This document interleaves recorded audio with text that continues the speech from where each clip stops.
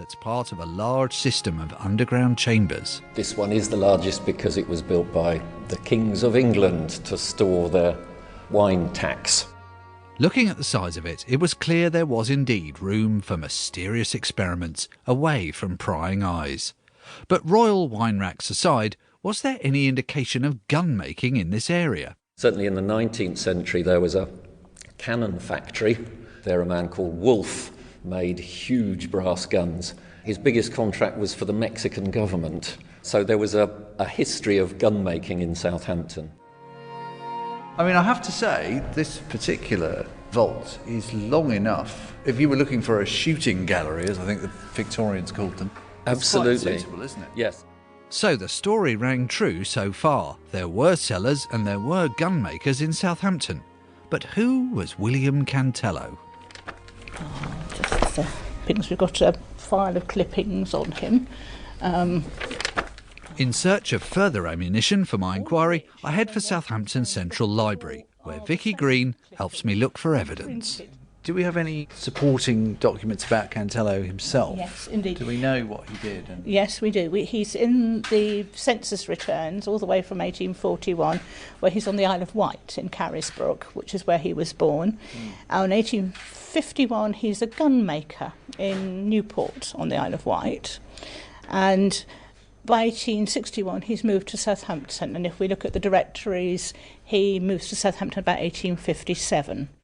So Cantello did exist, and he was an engineer who made guns, and also capstans for ships. Capstan what, Holmes? Vertical axled rotating mechanisms for applying force to ropes, Watson.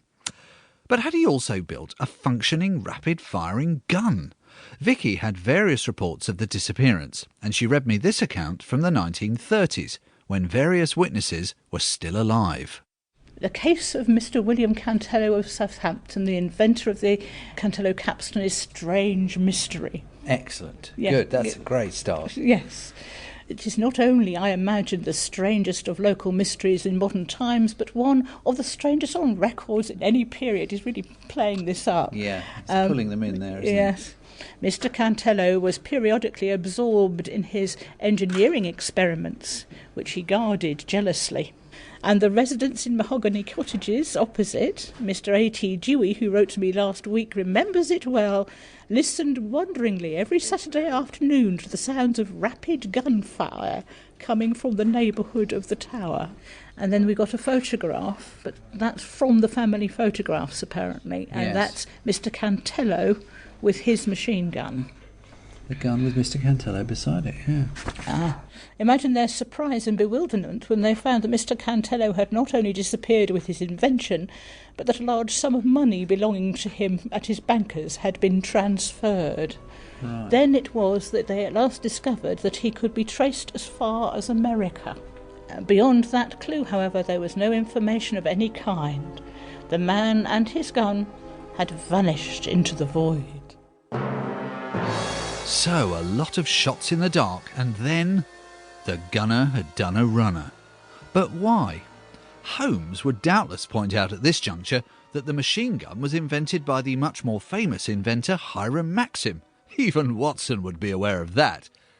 I needed to check the encyclopedia, which confirmed that Hiram Maxim is credited with inventing the first machine gun, and was well known. In fact, he was well known enough for a picture of himself and his invention to have appeared in a national newspaper not long after Cantello's disappearance, where it was seen by Cantello's two sons. And this, says Detective Roy, is where the plot thickens. Cantello's sons in Southampton, upon seeing these photographs, immediately announced that this was photographs of their father's gun. And looking at the pictures of the inventor, Hiram Maxim, they said, well, that's our father. They made attempts to contact Hiram Maxim, who by this time was living in England. They eventually made contact on, of all places, Waterloo railway station, just as Hiram Maxim was getting onto a train.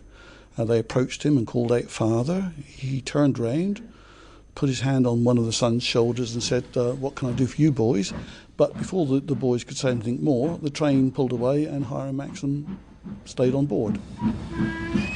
And in the Daily Echo, in the original article about this,